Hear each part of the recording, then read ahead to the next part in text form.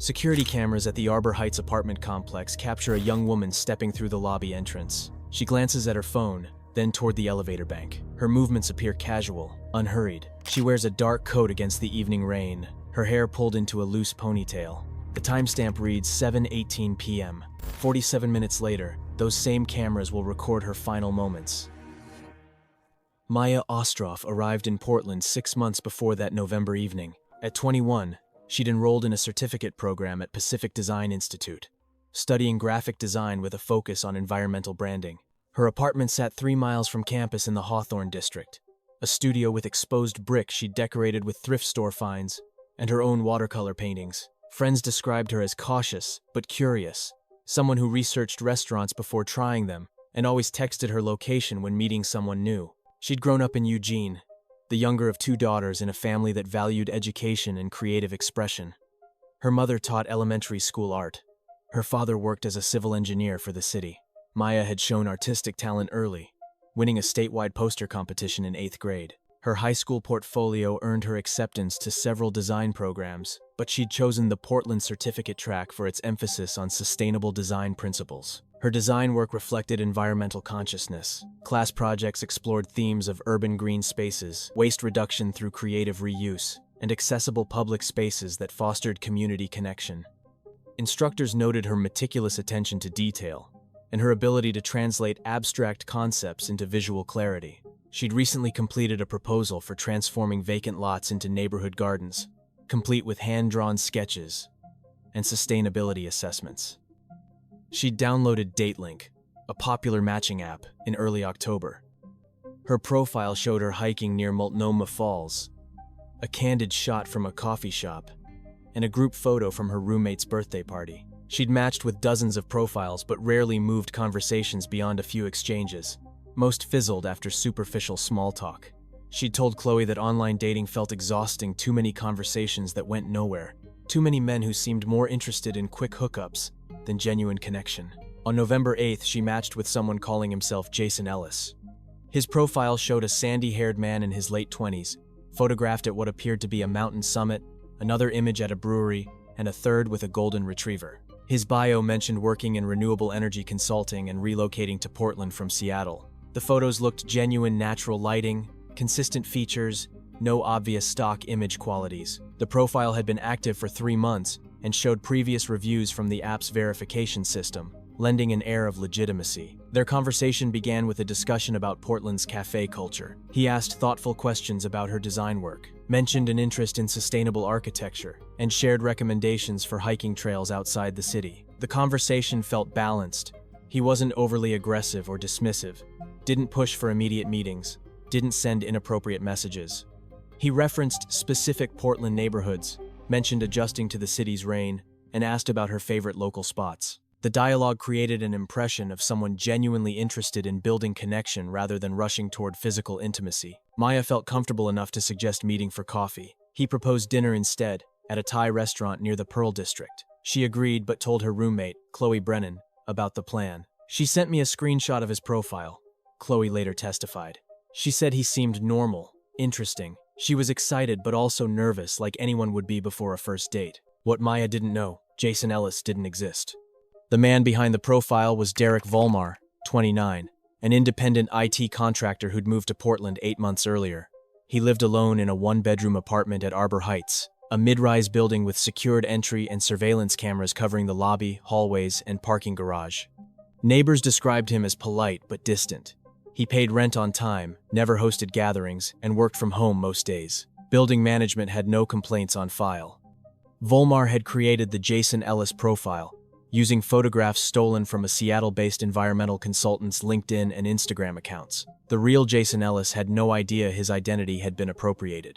Volmar altered minor details, cropping images, adjusting filters enough to pass reverse image searches that didn't dig deeply. He'd used variations of the tactic before. On November 12th, the day of their planned meeting, Volmar messaged Maya at 4:30 p.m.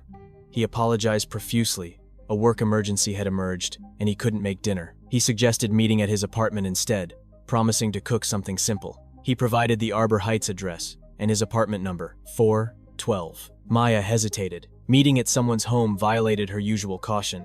but Volmar had crafted his approach carefully over 4 days of conversation. He'd shared details about a fictional sick mother, mentioned feeling overwhelmed by work deadlines, and framed the request as a matter of convenience rather than pressure. He sent a photo of ingredients laid out on a counter: bell peppers, chicken, jasmine rice, claiming he'd already started preparing food. "I won't be weird about it," he'd typed.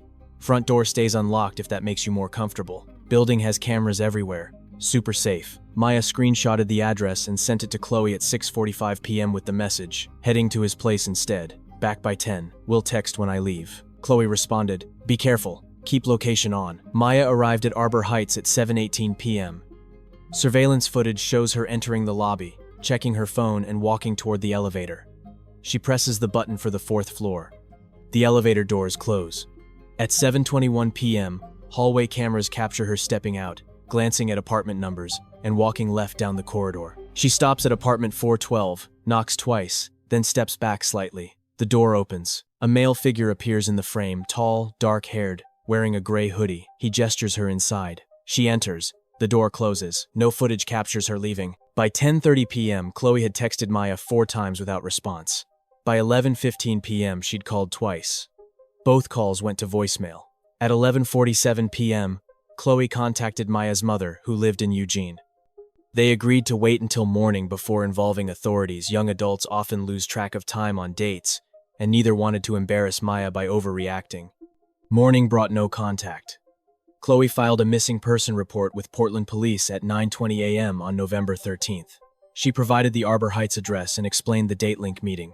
Officers were dispatched to the building within 90 minutes. Detective Lisa Tran, a 12-year veteran of PPB's Major Crimes Unit, led the initial inquiry. She arrived at Arbor Heights at 11:05 a.m. Building management provided access to apartment 412 after confirming the tenant, Derek Volmar, had consented to entry during a phone call.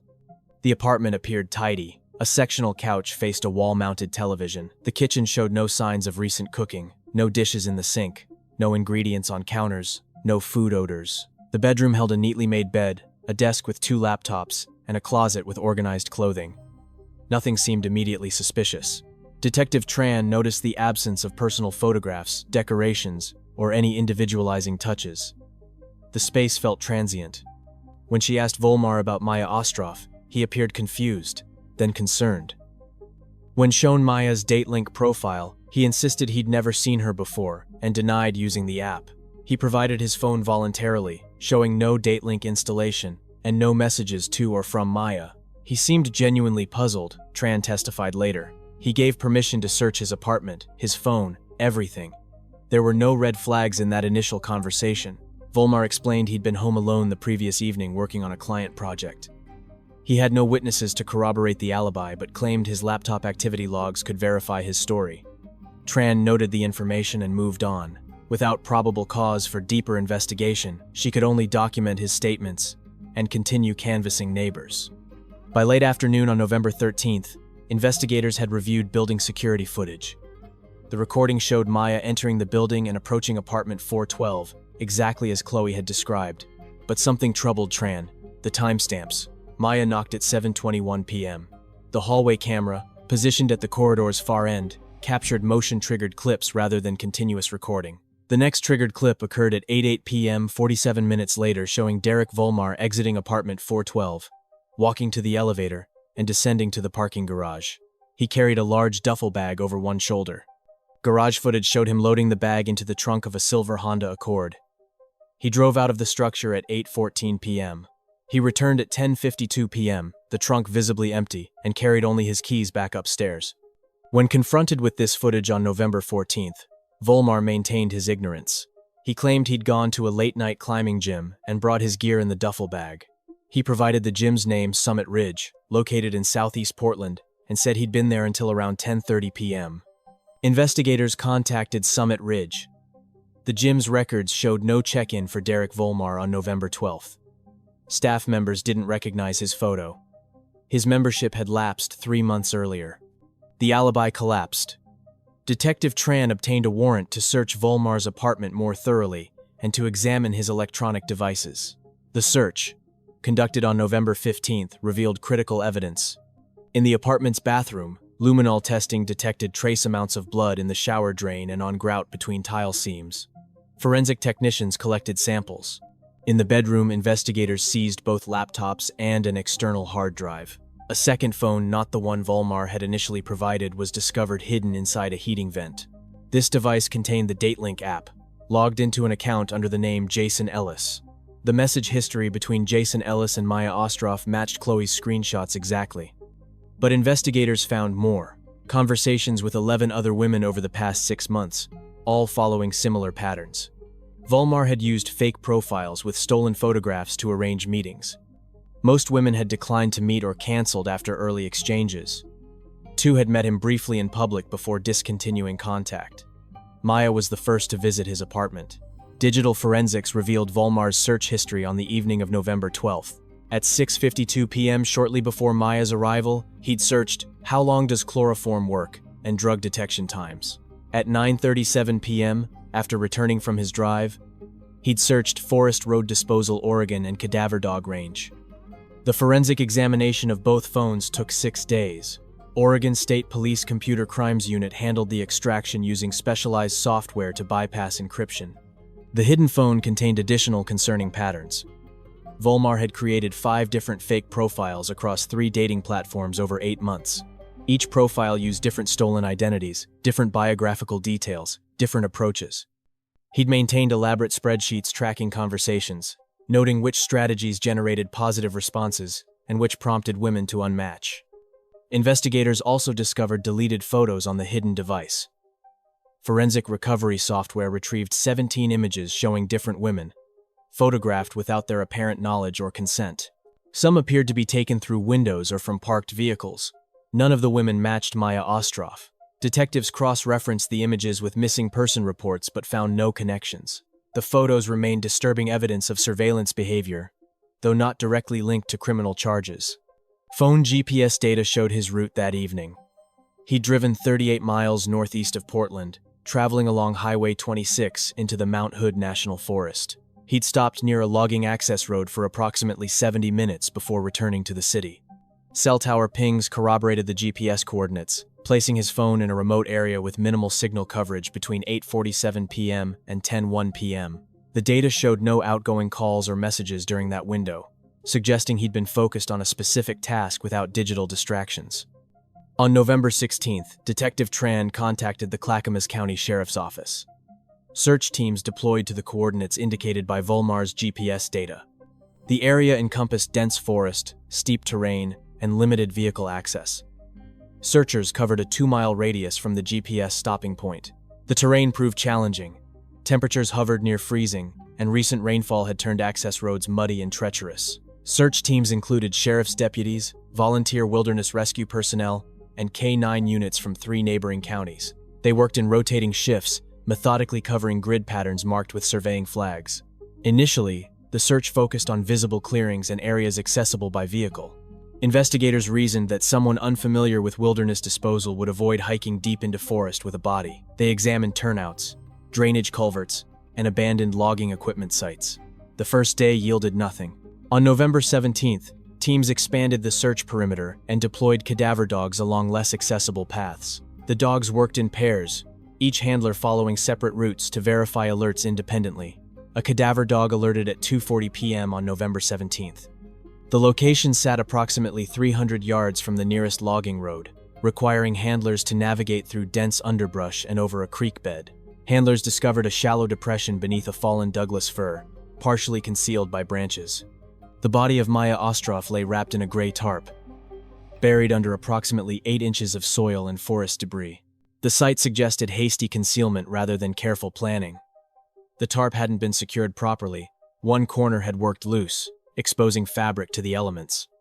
Soil coverage was uneven, with areas of exposed tarp visible from certain angles. Branches laid across the site appeared freshly broken rather than naturally accumulated. An investigator noted that someone with more wilderness experience would have buried the remains deeper or chosen a more remote location. Crime scene technicians spent 4 hours documenting the burial site before excavation. Photographers captured the scene from multiple angles. Soil samples were collected. The surrounding area was searched for additional evidence: tire tracks, footprints, discarded items, but the recent rain had degraded most trace evidence. They did recover several fibers from the tarp that would later be matched to the trunk lining of Volmar's Honda Accord.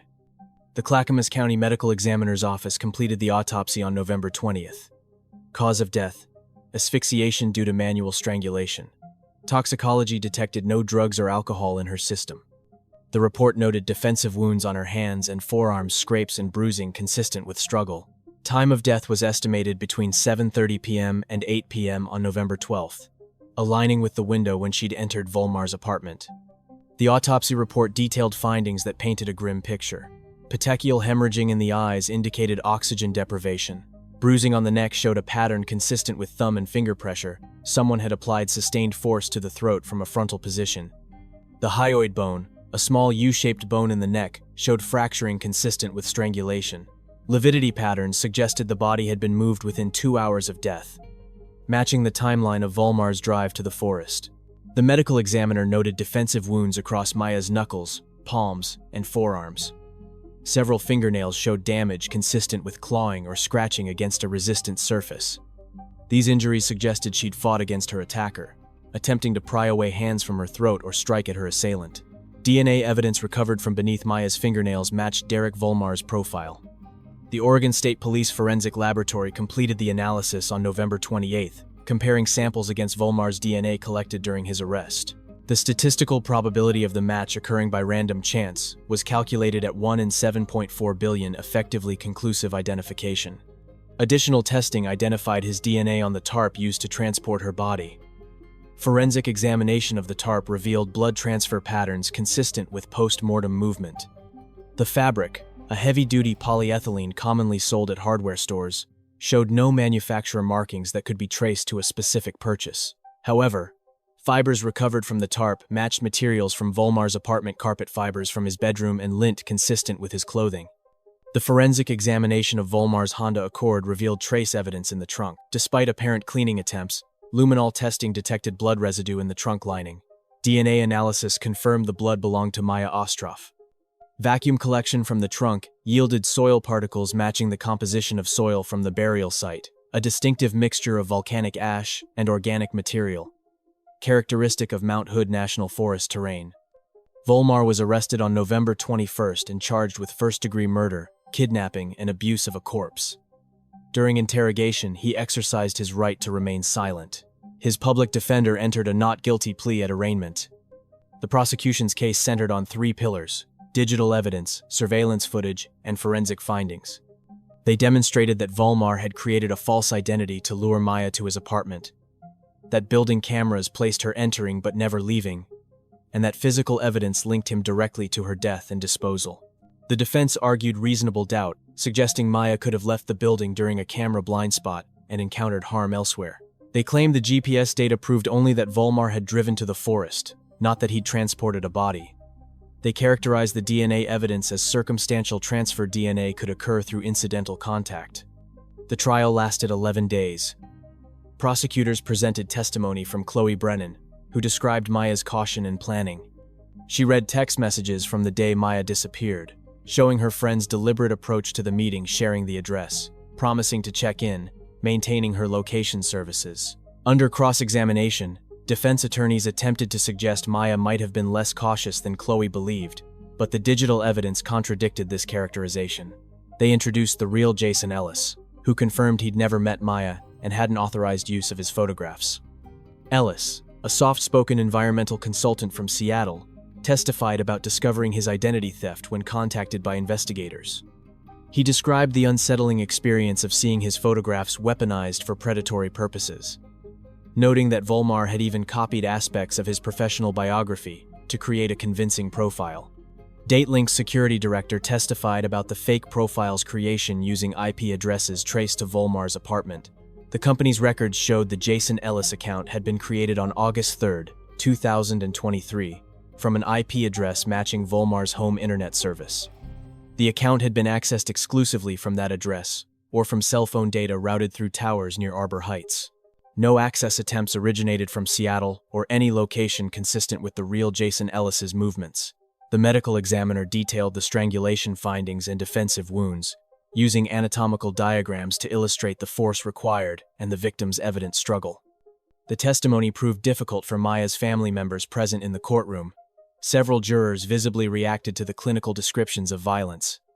Detective Tran walked the jury through the investigative timeline, emphasizing the narrowing window of impossibility.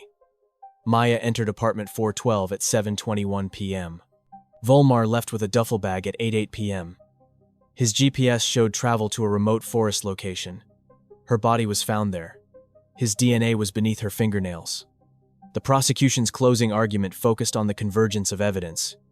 Assistant District Attorney Rebecca Lansing methodically listed each element: the fake profile, the lure to his apartment, the surveillance footage, the GPS coordinates, the burial site, the forensic findings. She argued that each piece independently suggested guilt, but together they formed an unbreakable chain of proof. She reminded the jury that reasonable doubt didn't mean imaginary doubt, it meant doubt based on reason and evidence, not speculation. The defense called 2 witnesses: a digital forensics expert who questioned the certainty of IP address attribution, and a forensic pathologist who testified that DNA transfer could occur through secondary contact. Neither could explain the convergence of evidence: the fake profile, the surveillance footage, the GPS coordinates, the burial site, the defensive wounds. Deliberations lasted 14 hours. On the 8th of March 2024, the jury returned a guilty verdict on all counts. The judge sentenced Derek Volmar to life imprisonment without possibility of parole. During the sentencing hearing, Maya's mother addressed the court. She spoke about her daughter's ambition to design sustainable community spaces, about the sketchbook found in Maya's apartment filled with architectural drawings, about the 21st birthday they'd celebrated just 3 months before her death. She described the scholarship fund established in Maya's name at Pacific Design Institute, aimed at supporting students pursuing environmental design. Chloe Brennan visits the Hawthorne District Memorial Bench twice a month. The bench sits in a small park where Maya used to sketch on weekends. The plaque reads, Maya Ostroff, 1998, 2023. Designer, dreamer, deeply missed.